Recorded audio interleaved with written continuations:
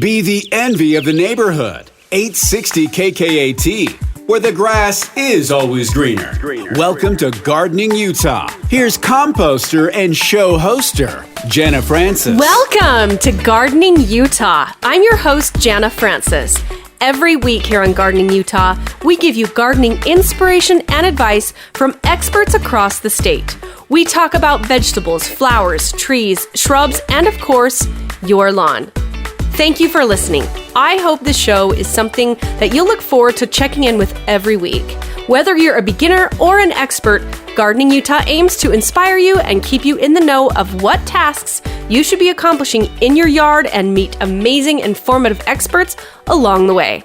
This show airs on the radio on the weekends here in Utah at 10 a.m. on 860 AM KKAT, and episodes drop every weekend on Apple Podcast, Spotify, or wherever you get your podcasts, so hit that subscribe button so you never miss an episode. On today's show, we are going to be talking about plants, trees, perennials, shrubs. More specifically, you know when you're at the garden center and you see some of the pots that the plants that are for sale in will be just black with no writing on them. Some will be green and some will be white, but they say proven winner on them. Well, that's what we're going to be specifically talking about today, because our good friend of the show, Cameron Allcott with Progressive Plants, went out to proven winners in Michigan, where those plants are made and, improved. And it's called Spring Meadow Nursery. He was able to go out, vote on some new selections. I mean, it was the coolest thing to hear his trip to Spring Meadow Nursery and all about proven winners and what they have coming up and the things that they do in order to improve different varieties of plants and trees and shrubs in order to have them be better for our yards, better for our climate. So that's what we're going to learn about on today's show. And I'm really excited for you to hear it. And maybe I have a prank or two for Cameron. Who knows? Like I did in episode 50. I hope you laughed at that. Anyway, but first, you know what time it is. It's the tip of the week. 860 KKAT with your Gardening Utah tip of the week. My tip of the week is get on out there and deadhead those plants so that they'll keep on blooming. So let's face it, deadheading does sound a little bit scary, but listen, it's not as scary as it sounds. It just means getting out there and trimming off those spent flowers. Not only does it keep your garden looking nice and neat, but it also encourages those plants to continue to make new blooms through the rest of the summer and into the fall. And it really just helps the flowers focus on making flower buds instead of spending a lot of energy on producing seeds. Now, some gardeners get really nervous about snipping off parts of their plants, but unless you really whack away too much, it's really tough to damage or kill your plant just by deadheading. So have a look at the plant. If the flowering plant has blooms that are fading, they're turning brown and they're curling up, or they just don't look very good, that is your cue to pull out those garden scissors and get trimming the spent blooms away. So which ones do you deadhead? Well, you can often get a clue about which plants to deadhead and which to leave alone just by watching them. So if the flowers stay on the plant and then they suddenly become brown and unattractive, meaning they're probably going to seed, it's definitely time to deadhead. Now, some of the plants are really shrubby and they may have a lot of small flowers, maybe like Coreopsis. I know I have a garden full of feverfew right now. So really shrubby plants with teeny tiny flowers, maybe lobelia, maybe alyssum, some of the mums, asters. Trimming one flower at a time is impossible and it would take hours. So instead, it's okay to get out the grass shears and just give those a great big, just give them a big scissor right down the center of them. You can kind of see where the flower stalk goes into all of the leaves. And so avoid the buds and don't forget or don't worry about taking off a little bit of foliage with the blooms. It's okay and it will grow back. And if you get it right at the right spot, you may get from some of these plants a really beautiful rebloom into the fall. So what about shrubby plants with really large flowers like the great big marigolds or peonies? Those are mostly died back in this area. Salvia, petunias, and zinnias. Now, some petunias and some, let's say, impatiens are kind of self-cleaning is what they call them, where they're improved varieties that don't necessarily need to get hand pruned back anymore. But definitely some do. So with those, just get out the pruning snips and cut off each flower individually. Now, one of the things that I like to do, I'm kind of one of those frugal gardeners, and I really like to save the seed pods if they've already completely dried. So I'm just one of those frugal ones that's like, oh, I'll give these to a neighbor or a friend or my sister. So I really like to kind of just take out a little baggie with me, and if I know that that marigold seed head is dry enough and it has produced the proper seeds, or maybe it's zinnia, or maybe that feverfew, or the larkspur, a lot of the different things I'm cutting back in my garden right now. Ooh, hollyhocks as well. I've got a weekend full of hollyhock trimming to do, but I like to save those seed heads and just share them with a friend or neighbor. But again, don't be afraid if the seed head hasn't quite gone to seed yet. If you're not going to be giving that flower to anybody, just go ahead and cut it back, because you may have a chance of getting that plant to rebloom later this year. Now, with roses, don't confuse roses with pruning, because deadheading roses is really only just taking out the bare minimum to tidy up the plant. So pruning and deadheading roses are two completely different things, and we do talk about that in different episodes as well. So what about really long stem flowers with tall stalks? Like I just talked a little bit about larkspur. Maybe you've got daylilies or foxgloves. Just cut back each flower and just hand prune them and shear them as close as possible to the spot where the stalk needs the leaves. Again, some plants don't need to be deadheaded at all. You can kind of tell just by looking at it. The more time you spend in your garden, the more practice you have, you can really get an idea of what you need to deadhead and what you don't. But really, what you want to do is make it look great and give that plant enough energy to continually give you new blossoms the rest of the year. And that's your Gardening Utah Tip of the Week, brought to you by the Advocates. If you're in an accident, you deserve an advocate. Call 801-355-5550 or visit UtahAdvocates.com. Never miss a tip for your garden and never miss an episode. The Gardening Utah Podcast with Jana Francis on 860 KKAT. Shout out time. I want to read a quick, amazing review from one of our listeners that was posted in Apple iTunes, Apple Podcasts. So if you have time, please give us a 5-star rating on Apple Podcast. Give us a review as well. It helps the show so much, and it also helps me keep going and giving you guys this information and hopefully some entertainment and inspiration along the way. Okay, so this comment is from Subi30, and she says, I got a late start on the show. I know I should have started at episode 1, but I started at episode 50. I have barely made it past the weekly tip, and I got home and went straight to the garden with the hose and put it at the base of my squash plants and watched the creepy little bugs come crawling out. I killed every last one of them, so thank you so much for that tip of the week. And now to finish the rest of the episodes. That is so awesome. Sue, thank you so much for that review, and I'm so glad you got on top of those squash bugs. And they have been the bane of my existence this year, I'll tell you that right now. I spent quite a bit of time last night hand picking those buggers off of some of my zucchinis, which I normally don't get them on my zucchini, but this year I don't have any of the large cucurbits like Hubbard squash or banana squash, which they usually go for first. So that being said, Sue, thank you so much for your amazing shout out. We really appreciate it. And I'm getting a lot of questions on Instagram at Gardening Utah. You can find me there. Just look me up, Gardening Utah. I love to talk with you guys. Feel free to comment on anything. Feel free to send a message to me, and I'll see if I can't get your question answered either right there or maybe even read it on the show. And I think pretty soon I'm going to do nothing but a Q&A. I think that would be fun. So I'll tell you where to submit your questions. It will probably be Instagram, and we'll go from there.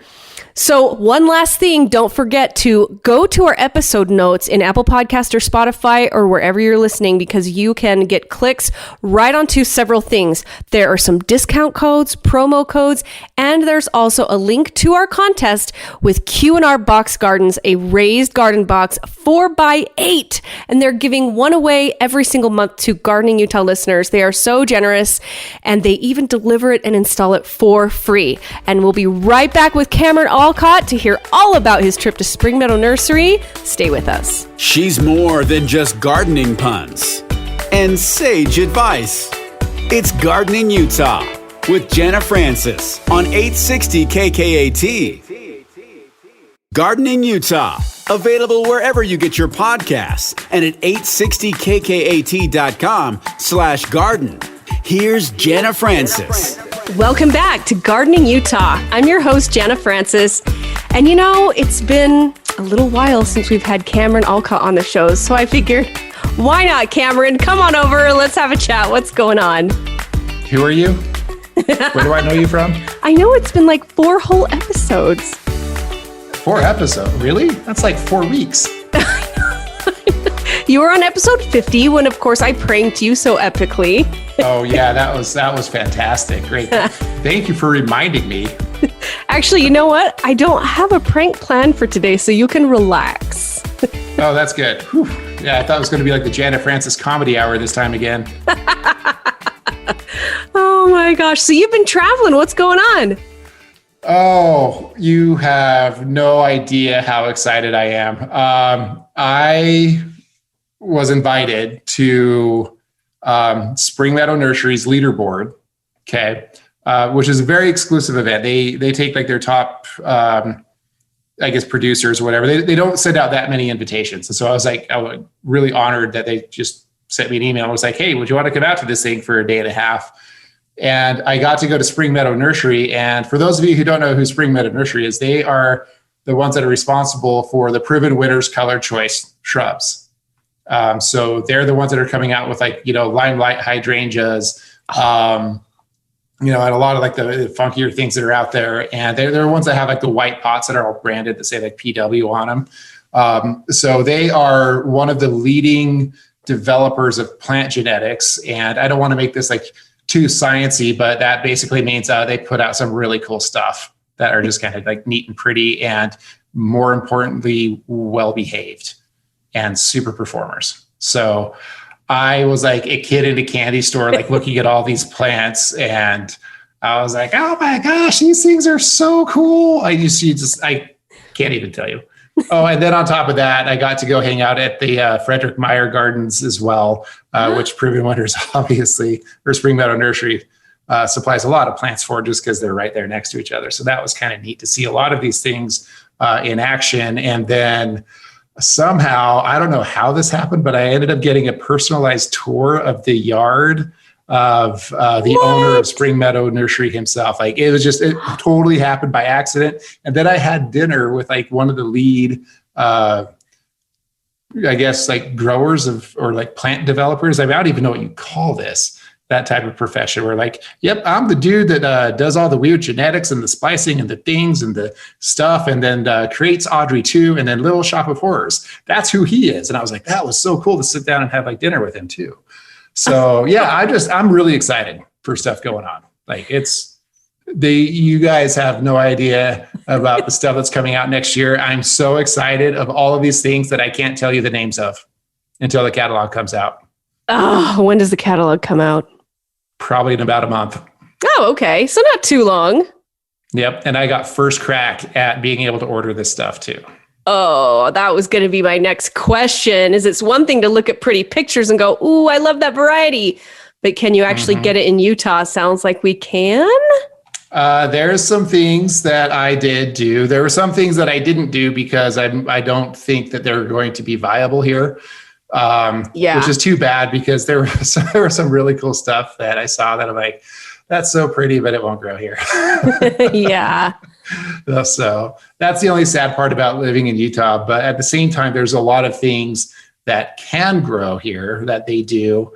And then, we also had like some conversations about, the Intermountain West and, the how little there really is to choose from out here that people really know about. And so we talked a little bit about like, marketing and things like that, and really getting the word out here, because, here at Progressive Plants, we've been experimenting with a lot of these proven winner type shrubs and, perennials for a while now. And we've actually found some really good uses for them. And so, I just made it very clear to them that we'd really like to help develop, a relationship into maybe expanding the plant palette for the Intermountain West and make things a lot more interesting. Yeah. So I don't know. Who knows? We'll see what happens with that. Oh my goodness. Oh my goodness. And I just spied on your computer screen that hydrangea. Tell me what, I think that one was okay to talk about, right? Because it's been out for a while. That one. Yes. That one. Yeah. So it was kind of cool. I was just, there was actually a landscape designer asked me about this particular hydrangea called Little Lime Punch, right? So it's just a smaller, compact hydrangea. It's like kind of lime in color, and then it fades to a really cool, like, pinkish type color. Had really big sepals on the flowers. It was really absolutely beautiful. And like, no joke, like 5 hours later, after making a social media post, the designer was like, hey, order some like Little Lime Punch or something like that for next year. And I'm like, okay, whatever. And then 5 hours later, like, I meet the developer of that particular hydrangea. And I talked to her for like 5 minutes, and I was like, wow, you are way smarter than me and probably make a lot more money. So,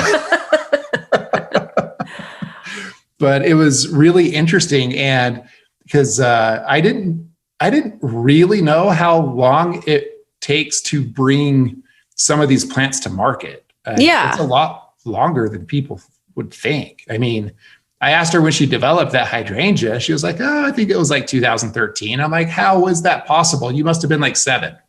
Like, she didn't look like a day over like 22 or 23. Yeah. She might be a little bit older than that. But and I was like, wow, that's fast. And then the head guy over there, Tim, I had dinner with him.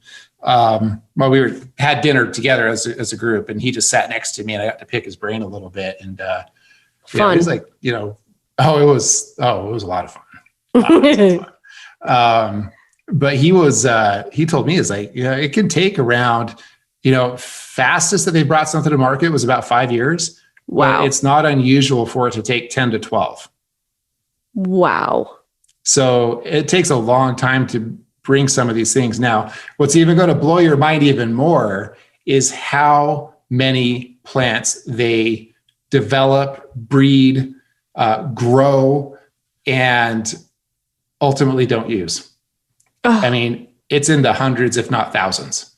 You're kidding. So, yeah, one of the first things that they did is the night that they started the whole thing, they take us over to their greenhouse where they have like a whole bunch of like just tester plants.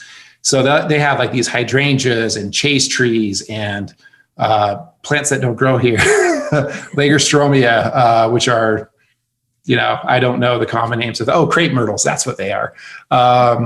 Things that don't grow here. And, they're just like, hey, we want you guys to walk around. And this is a bunch of industry professionals. And again, people who are smarter than me.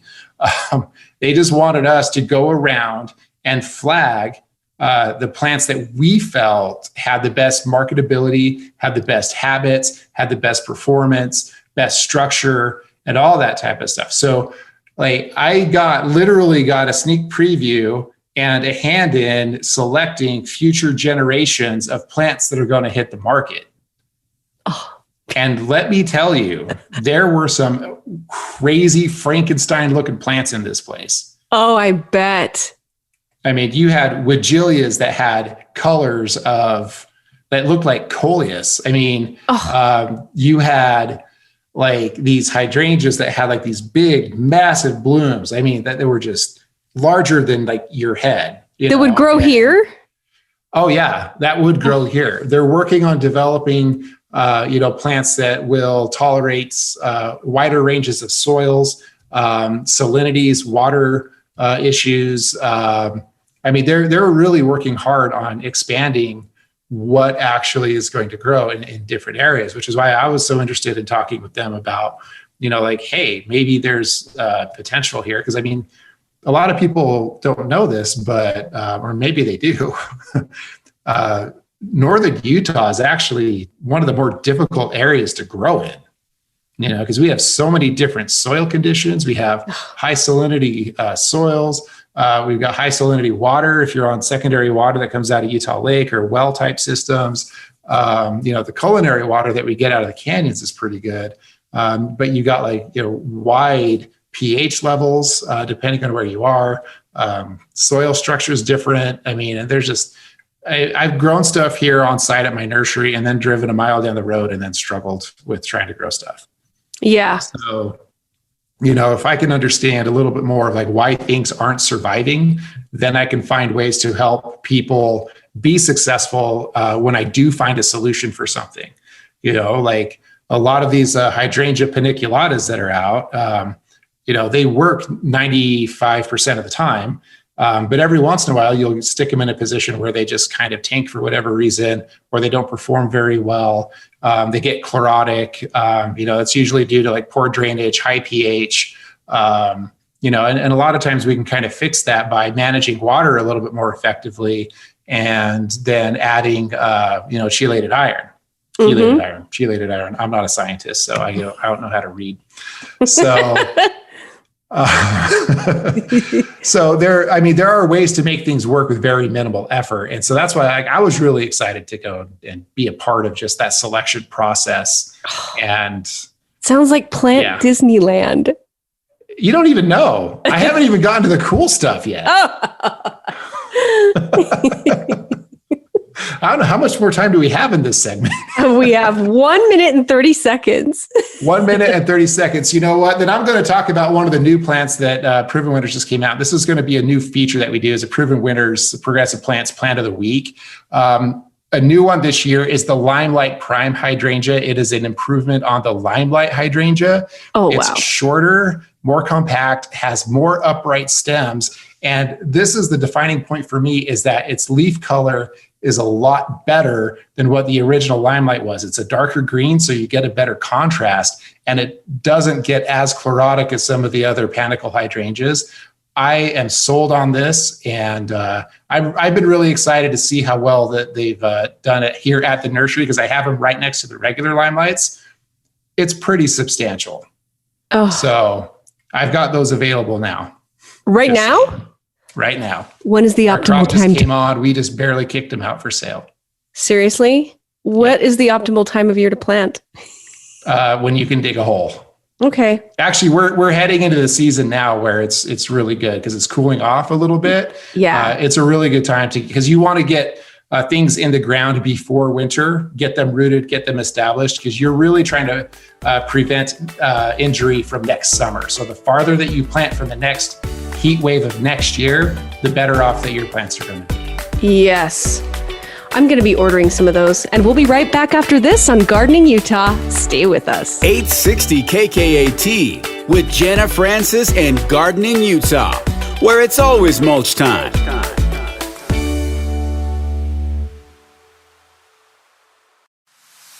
She really does have the nicest yard on the block. It's Gardening Utah with Jenna Francis on 860 KKAT. Welcome back to Gardening Utah. I'm your host, Jenna Francis, and I've got Cameron Allcott with Progressive Plants with me, and we're talking about his latest trip to Spring Meadow Nursery, which is kind of like home of Proven Winners plants. And Cameron, what state is it in?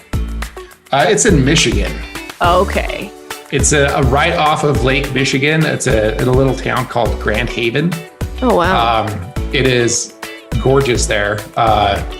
It was really cool. I mean, it's humid, but Lake Michigan up there has like beautiful beaches. I mean, this is going to turn into like the Jenna Francis travel channel here in a minute. But the weather was absolutely just beautiful. I mean, it's really conducive for growing plants. And so everything that they had up there was just gorgeous. So, oh, wow. Yeah, it was really neat. So you got to basically walk around in Plant Disneyland and rate and judge all these new and upcoming amazing varieties that they're coming up with. Give us like, what were you looking for? And did you see anything that you were just like, this is amazing? I saw a lot of things where this was amazing. And so, and we've talked about this before, like hydrangeas are one of my favorite plants. Yeah. Right? So I get very particular about hydrangeas because, I mean, I know in Utah, everybody has a love-hate relationship with them. Like they go to a box store, buy a hydrangea, plant it, and it dies. They're like, wow, hydrangeas suck. I'm like, well, no. Yeah. You just got the wrong hydrangea, Yeah. Box stores don't know, So I look for like a lot of hydrangeas just because I love them. They have like really good flowers from about July through September. They make great cut flowers. There's a lot of hibiscus series that were coming out.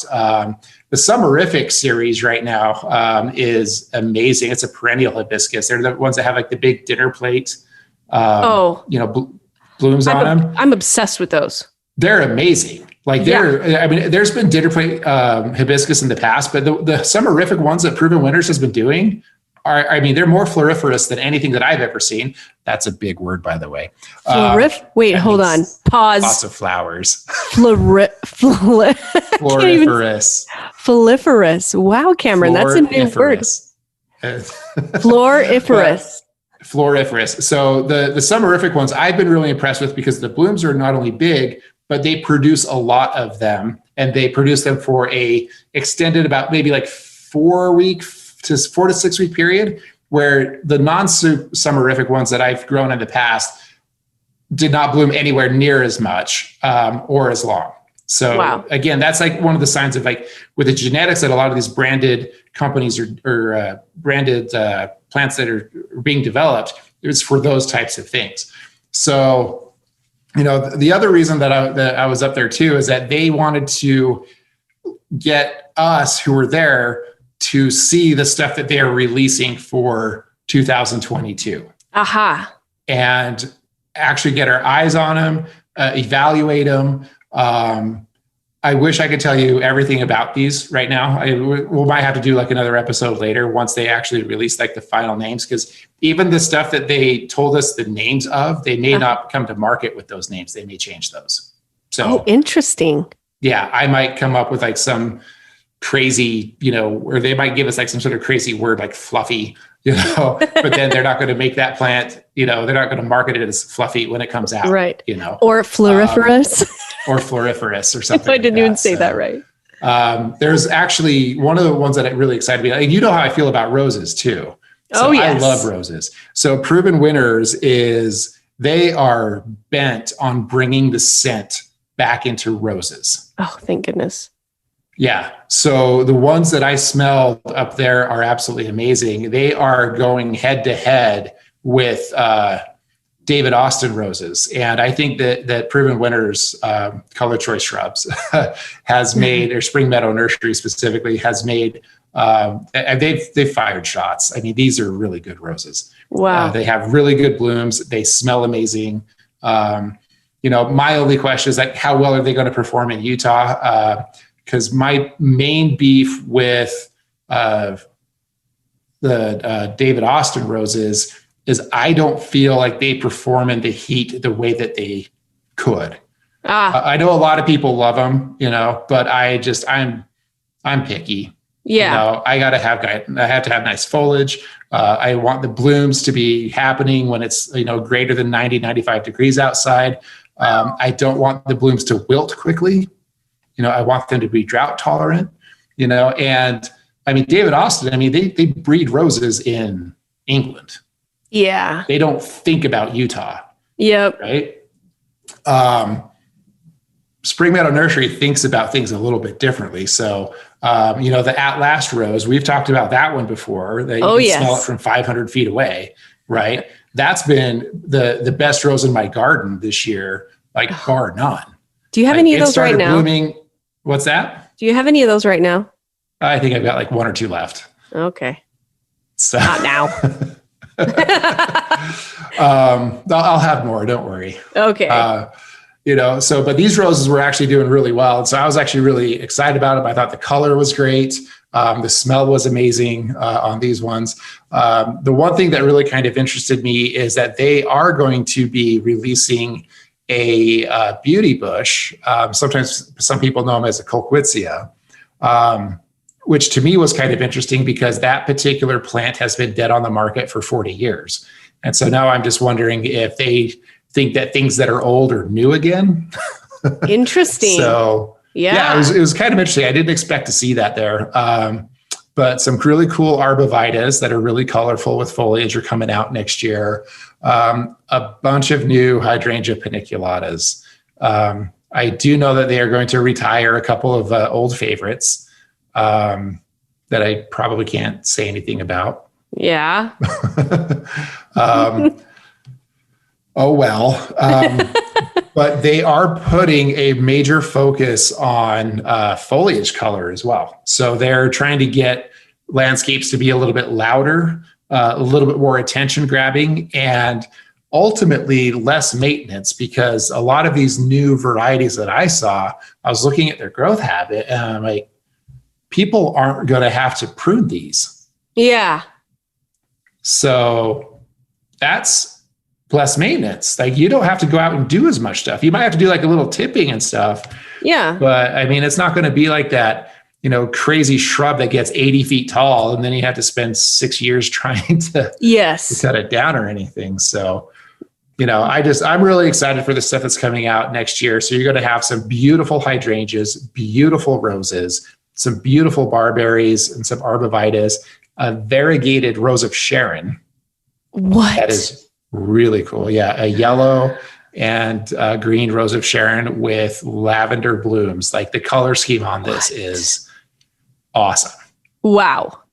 I can't wait to see that. No.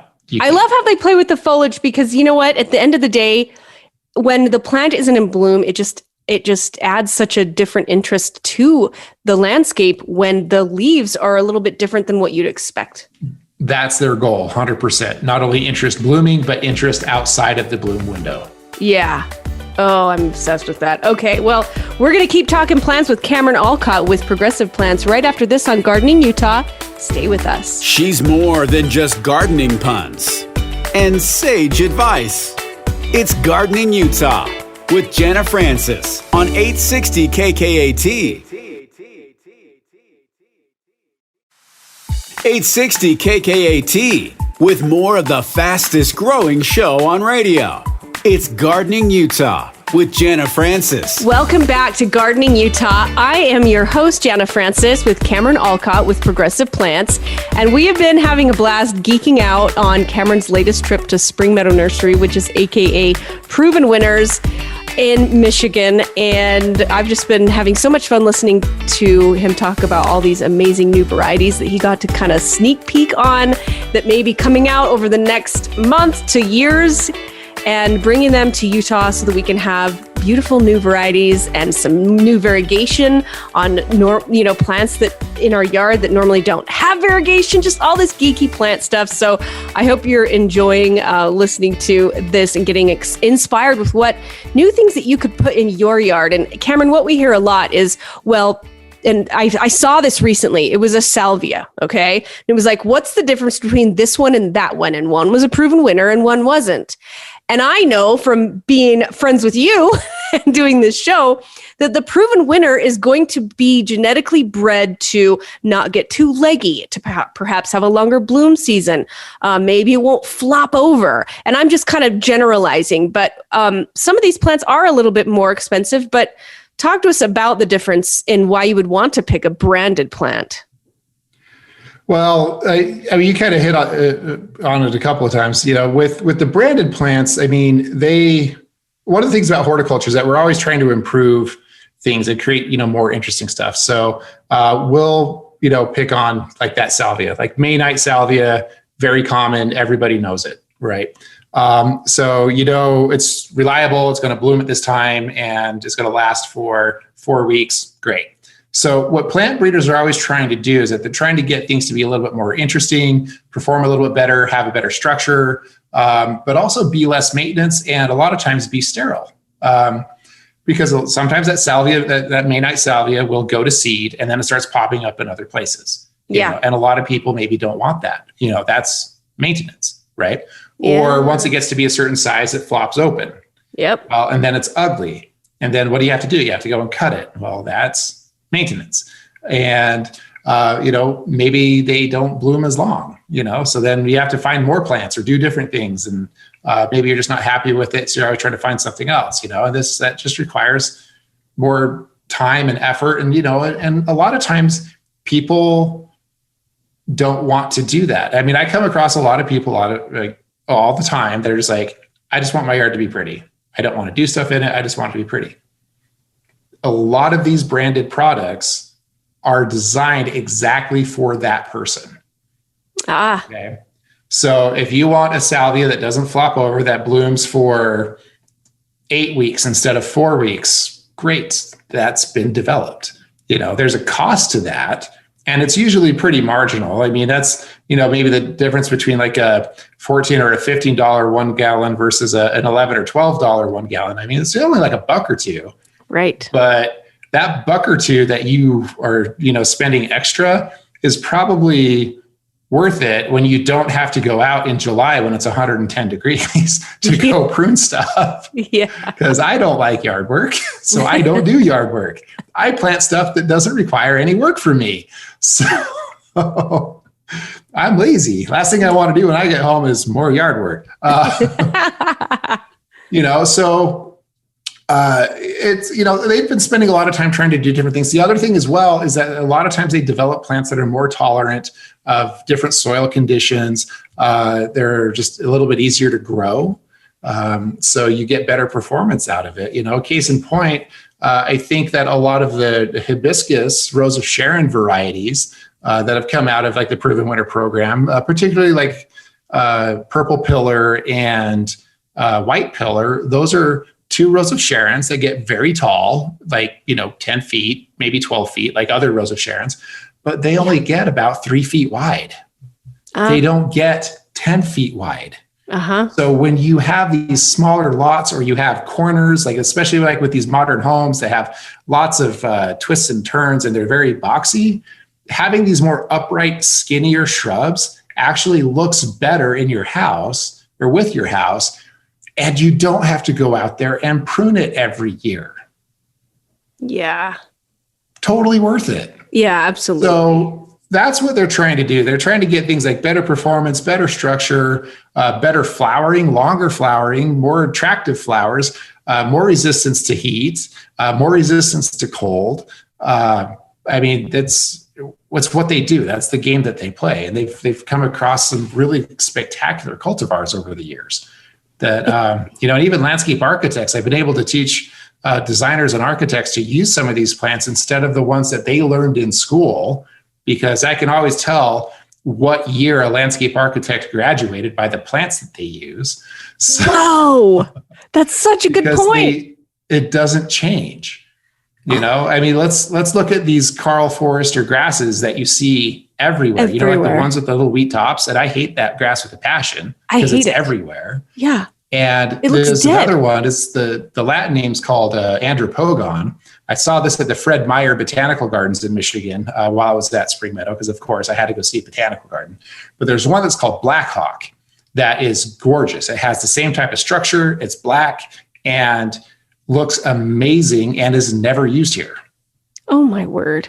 It's a gorgeous, I'll send you pictures. It's like, it is a cool grass. It's right in front of like this big, like 25-foot horse that they have. It's a bronze horse that they have at the botanical garden. It's a cool statue.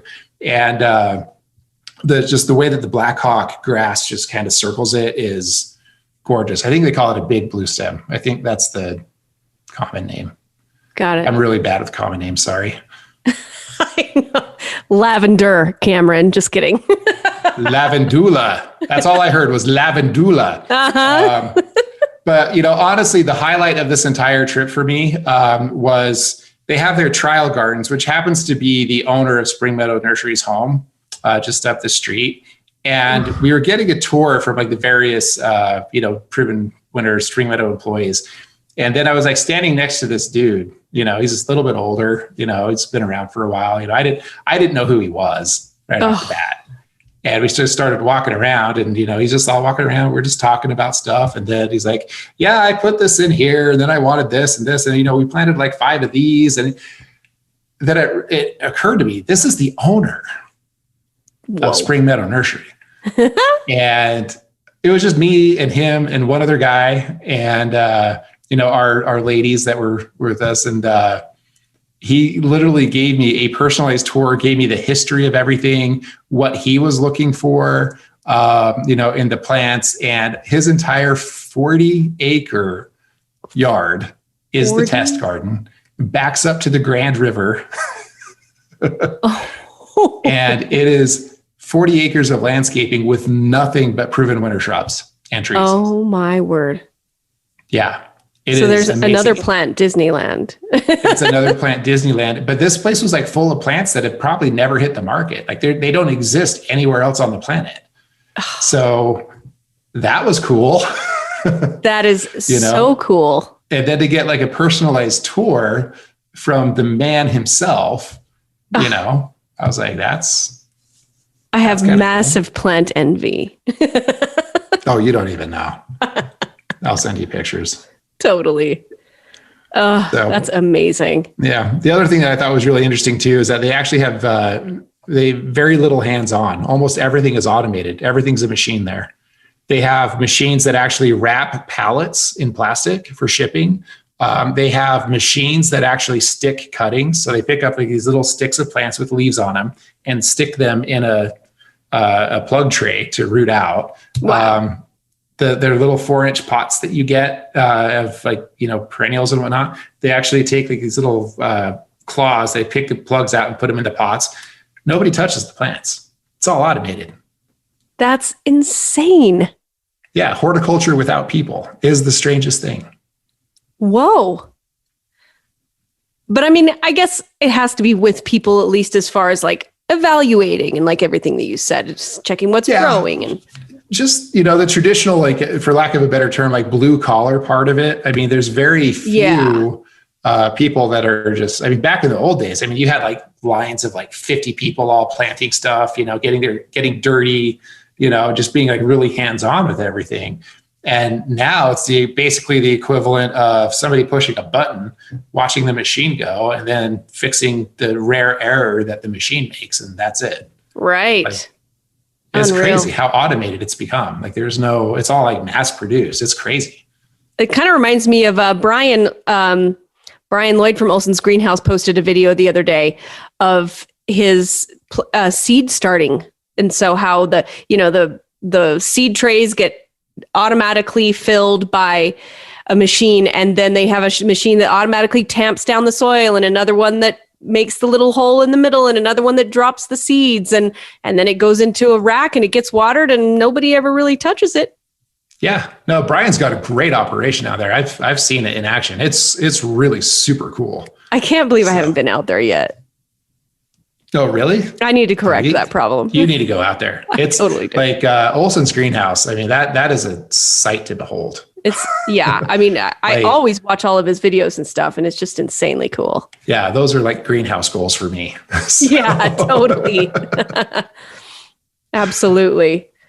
Well, okay, so we only have 2 minutes left, but I thought when you mentioned earlier what's old is new again, it really sprung some ideas in my mind. I wonder if one of these days, and listeners, you'll have to chime in on maybe Instagram, what's old is new again. What if we had an episode on something like that? Like, I'll give an example, like 4 o'clock seeds. There's like, I have friends that are like massive collectors of different colors. And I noticed that even Bear Creek the other day was promoting 4 o'clock seeds and different varieties. And those are like an older vintage, like what used to grow at my grandma's house type plant, you know?